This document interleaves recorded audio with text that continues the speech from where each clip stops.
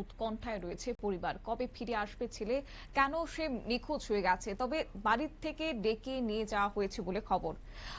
স্বপ্ন ছিল যে সীমান্তরক্ষী বাহিনীর চাকুরিতে যোগ দিয়ে সে দেশের জন্য সেবা করবে, কিন্তু বর্তমানে সেই স্বপ্নই এখন যেন অনিশ্চয়তার অন্ধকারে ঢেকে গেছে। ঘটনাটি অবশ্য কমলপুর থানাধীন মোহনপুর গ্রামের।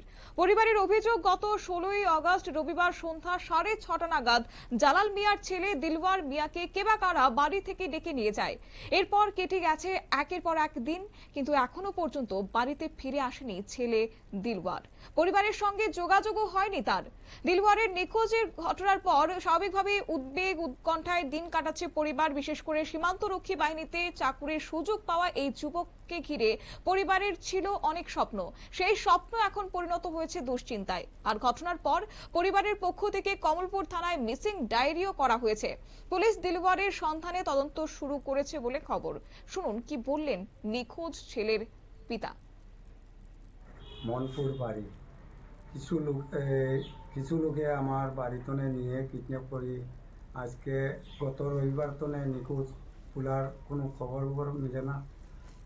তারপরে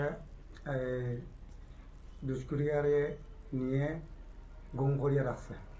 থানা থেকে জানিয়েছেন? থানা তো এফআইআর দাখিল করছি, করার পরে কোনো অনবন্ত খবর নিয়ে পাইলাম না। ছেলের নাম কি? দিলওয়ার মিয়া। বয়স কত? বয়স 19। কে নিয়ে যেতে পারে? আপনার কাছে কি নাম আছে? নাম এই গঙ্গানগরের হায়দর মিয়ার ছেলে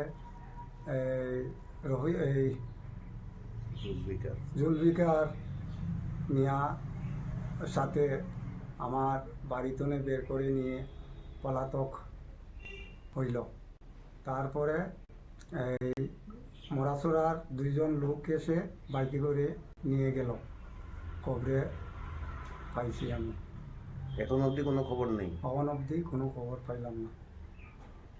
4 দিন হয়ে গেল। নিখোঁজ যুবকের পিতার আর্জি শুনলেন। তাতে পুলিশ প্রশাসনের উপর তিনি ভরসা রাখছেন যে অতি দ্রুত সেই ছেলেকে ফিরিয়ে দেবে পুলিশ প্রশাসন। বুধবার কমলপুর প্রেস ক্লাবে সাংবাদিকদের মুখোমুখি হয়ে ছেলেকে খুঁজে বের করার জন্য তিনি পুলিশের কাছে আবেদন জানিয়েছে পরিবারের সদস্যরা। তাদের একটাই দাবি, যেন দ্রুত দিলওয়ারের সন্ধান পাওয়া যায়। এখন পরিবারের আশা, পুলিশের তৎপরতাতে দ্রুত নিখোঁজ যুবকের সন্ধান মিলবে এবং উৎকণ্ঠার অবসান ঘটবে। নিয়ে নিচ্ছি ছোট্ট একটি বিজ্ঞাপন বিরতির সঙ্গে থাকুন।